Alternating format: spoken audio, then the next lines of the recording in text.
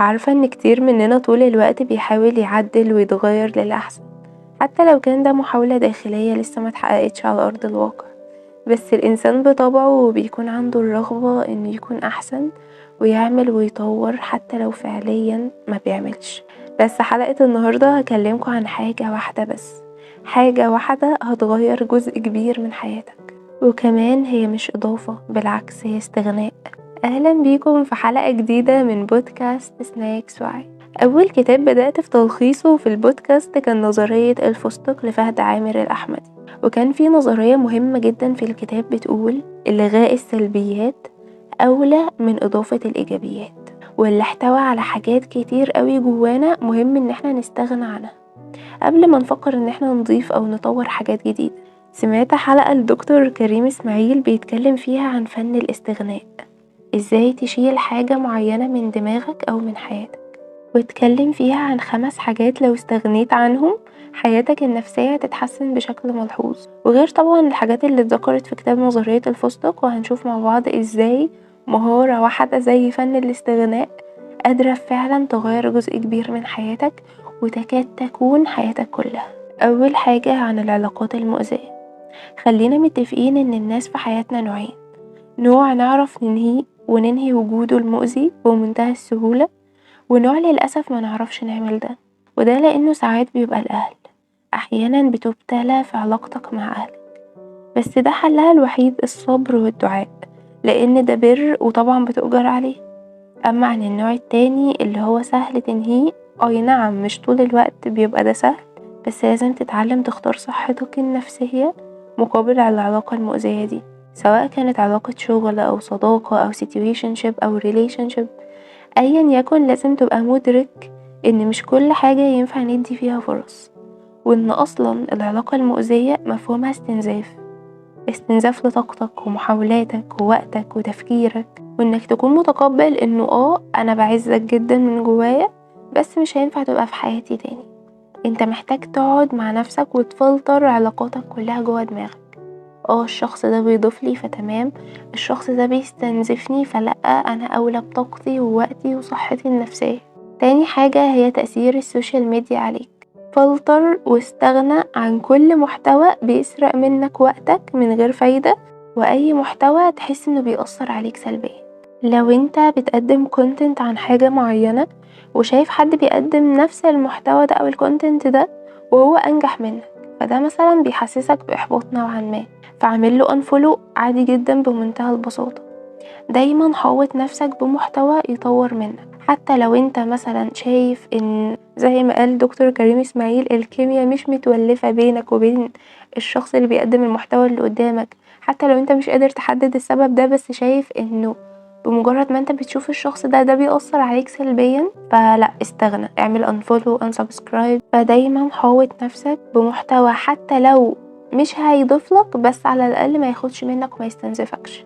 تالت حاجة وهي أنا شايفة ان هي تكاد تكون أهمهم، وهي ابتعد عن خطوات الشيطان. ربنا سبحانه وتعالى ما قالش ولا تتبعوا الشيطان بشكل مباشر، لأن أكيد لو حد جه قالك اعمل كذا على طول وانت عارف ان كذا ده حرام هتقول لأ بشكل قطعي.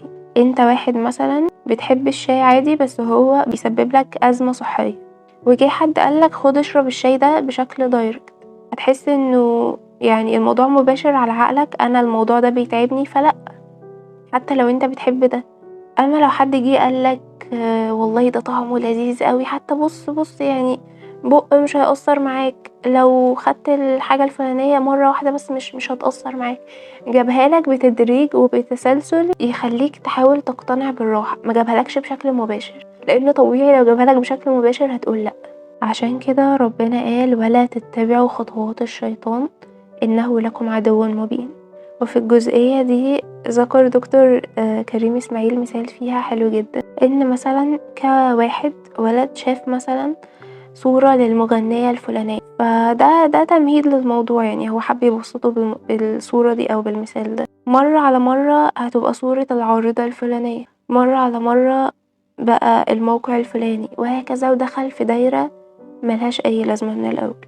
فدايما الموضوع بيبدأ بخطوات بسيطة، زي مثلا بتبدأ بفولو على انستجرام، بعد كده ريبلاي ستوري، بعد كده خطوات احنا بنبقى عارفينها من الأول، بنقول لأ مش هيحصل حاجة من الخطوة الفلانية، مش هيحصل حاجة من المرة الفلانية، لحد ما بنخش جوه دايرة أوقات كتير ما بنعرفش نخرج منها. فدايما كل حاجة غلط بتبدأ على خطوات، محدش بيجي يقولنا اعمل الحاجة الفلانية بشكل مباشر، عشان الطبيعي بيبقى الرد انه لأ.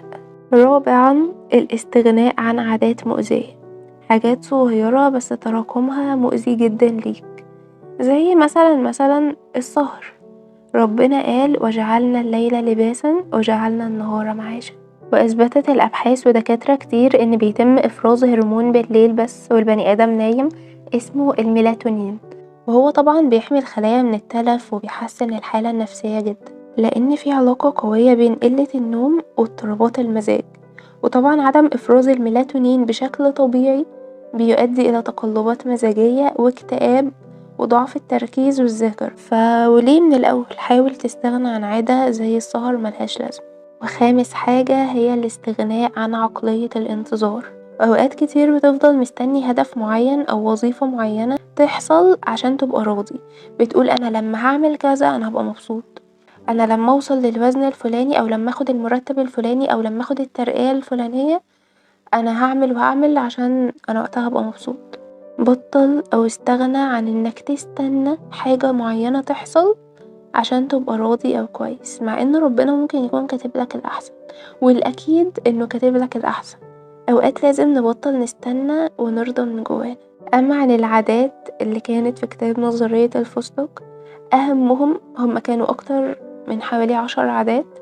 أهمهم من وجهة نظري إنك تبطل تقول وحاضر على كل حاجة، والموضوع ده بالذات أنا اتكلمت عنه بشكل مفصل في فيديو لوحده. وفي نهاية الحلقة اللي انت محتاجه عشان تعيش من غير هموم هو التقليل من السلبيات وليس إضافة الإيجابيات.